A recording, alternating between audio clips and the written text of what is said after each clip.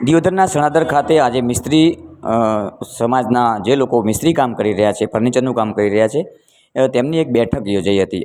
આ બેઠકમાં એમનો મુખ્ય મુદ્દો એ જ હતો કે દિયોદરમાં જે પ્લાયવુડની દુકાનો છે તેમના દ્વારા તેમને ઉતારી પાડવામાં આવે છે, વારંવાર પજવણી કરવામાં આવે છે અને ખરાબ વર્તન કરવામાં આવે છે. તેના માટે આ મિટિંગનું આયોજન થયું હતું. તમામ મિસ્ત્રીઓ આજે સંગઠન છે કે અમે આજે દિયોદર તાલુકાના બધા મિસ્ત્રીઓ જે કંઈ કામ કરે છે એમને જે પ્લાયવુડના અમારા ધંધાને લગતા જે વેપારીઓ હતા એમના દ્વારા અમને થોડું મતલબ કે મન દુઃખ થાય એવી બધી વર્તાવ કરતા હતા એ લોકો, એટલે અમે બધા સાથે મળી અને સંગઠન કર્યું છે.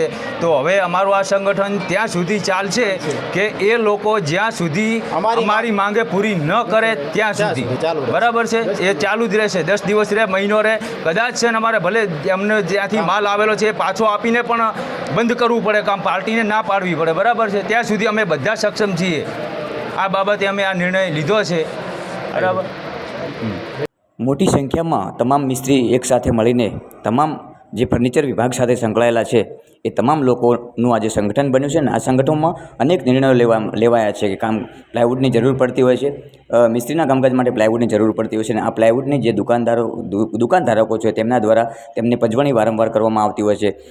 તેમને અનુકૂળ આવે એ રીતની રજા રાખી જાતે નિર્ણય કરતા હોય છે, પરંતુ ક્યાંક ને ક્યાંક જાતે નિર્ણય કરવામાં આ મિસ્ત્રીઓને પણ ક્યાંક ને ક્યાંક તકલીફ પડે છે. સમયથી મજૂરી વર્ગ એટલે કે જે ફર્નિચરના ધંધા સાથે સંકળાયેલા જે કારીગર વર્ગ છે તેમને લગતા જે પણ વેપારીઓ છે એટલે કે પ્લાયવુડના વેપારીઓ દ્વારા આ લોકોને પજવણી કરવામાં આવતી હતી. એટલે કે મિસ્ત્રી એટલે કંઈ નહીં, પરંતુ એ લોકોને મીડિયાના માધ્યમથી કહું છું કે તમારી જે પણ દુકાનો છે આ મિસ્ત્રીઓના માધ્યમથી જ ચાલે છે.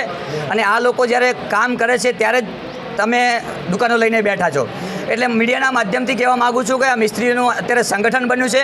સણાદર અંદર અંબાજીના મંદિર ખાતે તમામ મિસ્ત્રીઓની મિટિંગ યોજાઈ છે. 150 થી 200 મિસ્ત્રીઓ જે પણ ફર્નિચર સાથે સંકળાયેલા છે તમામ લોકોનું અહીંયા સંગઠન બન્યું છે. અને હવે સંગઠન જે કરશે, સંગઠન જે નિર્ણય લેશે એ જ મિસ્ત્રીઓ એ જ રીતે એ જ પ્રકારે કામ કરશે.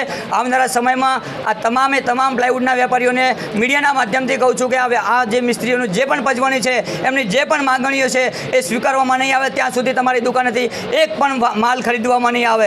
એટલે આમની જે પણ પજવણી છે એ તમે એમનું સોલ્યુશન સાથે બેસી અને એમને બોલાવીને કરજો. આવનારા સમયમાં આ મિસ્ત્રીઓ ભલે બહારથી માલ લાવવો પડશે તો પણ અત્યારે તૈયારી બતાવી છે. અને કોઈ પણ ભાવ જે અહીંયા સંગઠન નક્કી કરશે એ જ ભાવથી કામ થશે. એના સિવાય કોઈ પણ વ્યક્તિ ઓછા ભાવમાં કામ કરશે તો પણ આ સંગઠન ચલાવી નહીં લે. એટલે આવનારા સમયમાં હવે આ મજબૂતાઈ અને આ એકતા બતાવવાનો સમય આવી ગયો છે. એટલે મિસ્ત્રીઓની એકતાનું દર્શન અહીંયા અંબાજી મંદિર ખાતે થઈ ચૂક્યા છે. આવનારા સમયમાં આ લોકોની પજવણી ના કરવામાં આવે, તેના હિત માટે કામ કરવામાં આવે તેવો નિર્ણય આ દુકાનદારો લે.